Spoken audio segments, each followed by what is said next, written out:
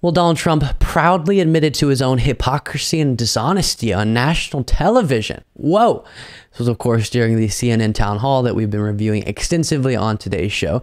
For our YouTube segment viewers, if you want to get my general thoughts on the event, you can find that in the first video I uploaded on the subject. But what we have to look at now is also incredibly wild. The topic of the debt ceiling battle came up. Of course, Republicans refusing to raise the debt ceiling unless the Democratic Party agrees to massive and damaging spending cuts. This is incredibly dangerous because if we don't raise the debt ceiling, we'll default on our debt and cause economic catastrophe. So Republicans are playing with fire. Well, Trump comes out in support of letting the country default on its debt during this town hall.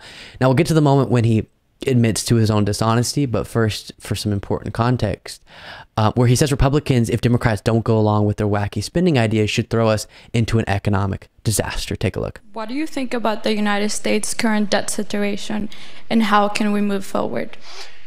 Such an important question. So we're at $33 trillion, a number that nobody ever thought possible.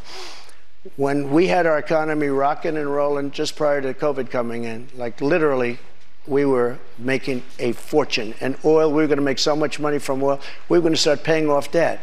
But then with COVID coming in, we had to do other things. We had to keep this country alive because it was so serious. But we have to get the country back. We have to lower energy prices. We have to lower interest rates. Interest rates are through the roof. Energy has to come down. It all has to come down, and we have to start paying off debt. But when we have a debt limit, and they use that very seriously to me. They came in, Schumer came in with Nancy Pelosi, and they were using, we'll violate it, we'll do whatever. They talked a whole lot different than they do right now. I say to the Republicans out there, congressmen, senators, if they don't give you massive cuts, you're going to have to do a default. And I don't believe they're going to do a default because I think the Democrats will absolutely cave because you don't want to have that happen.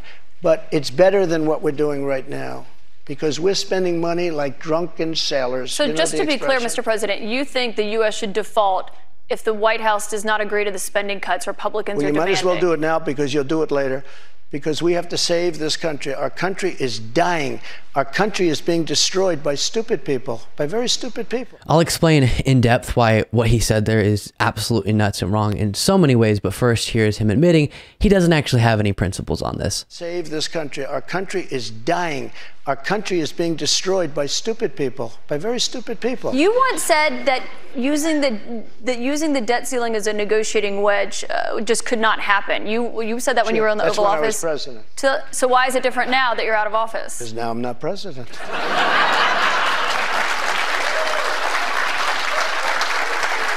So the moment that Caitlin Collins was referring to there, where Trump, while he was president, was saying something 100% opposed to what he's saying now, was this. I can't imagine anybody ever even thinking of using the debt ceiling as a negotiating wedge.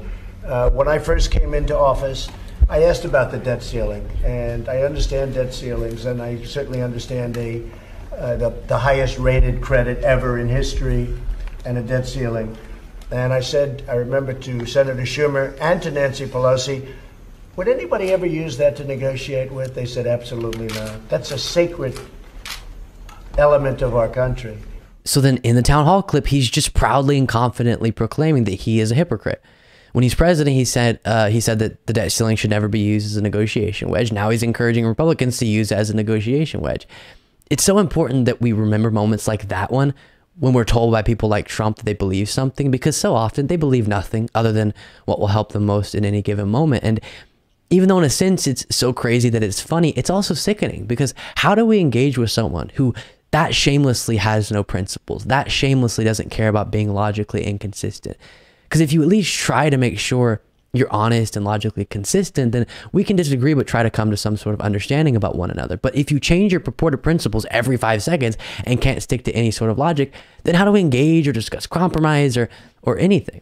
Now, of course, the reason it's wild outside of that Trump is calling on Republicans to use the raising of the debt ceiling to leverage spending cuts is because the debt ceiling is having to be raised right now because primarily of spending done under Donald Trump. It's paying off debt that was acquired in large part under the Trump administration, and Biden has actually overseen a cut in the deficit while he's been president, whereas Trump jacked up the deficit when he was president. Also, nearly a quarter of all the debt acquired in the history of the United States of America was accrued under Donald Trump, which a lot of that I don't even blame him for because it was spending we had to do during a pandemic.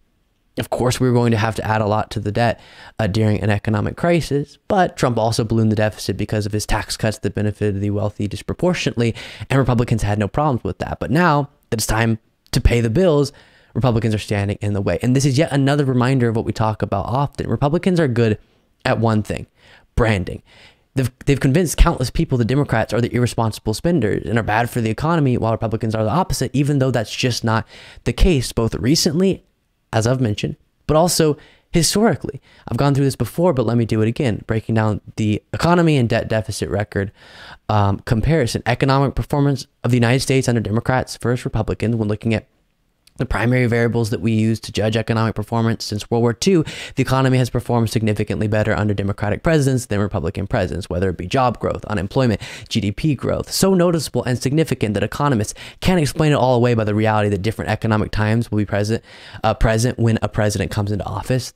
There's going to be a difference there, but it's so significant that is not the complete answer. Even when you control for factors such as who had a majority in the House or Senate at this time during a presidency or that time during a presidency better under Democrats. The economy is absolutely such a complicated beast. So it's not to say elected leaders can take full credit for these conditions.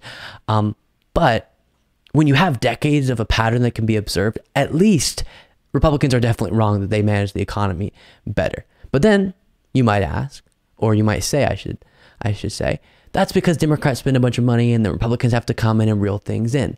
No, it is not true that Republicans are more fiscally responsible. Over the last 4 decades, Democrats have overseen smaller increases to the deficit, meaning increases in the year-over-year spending that goes beyond the revenue brought in, was less than Republicans. The one president that balanced the budget was a Democrat, and 60% of the debt growth since World War II took place under Republican presidents. So they aren't better for the economy, they aren't more fiscally responsible. So not only is Trump bragging about his own hypocrisy in the clip that we watched previously and encouraging Republicans to throw us into an economic crisis, he's also just wrong about it being necessary to save the country from the horrible Democratic governance.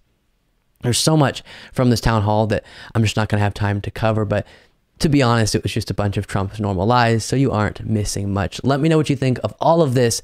Luke P. Beasley on Twitter.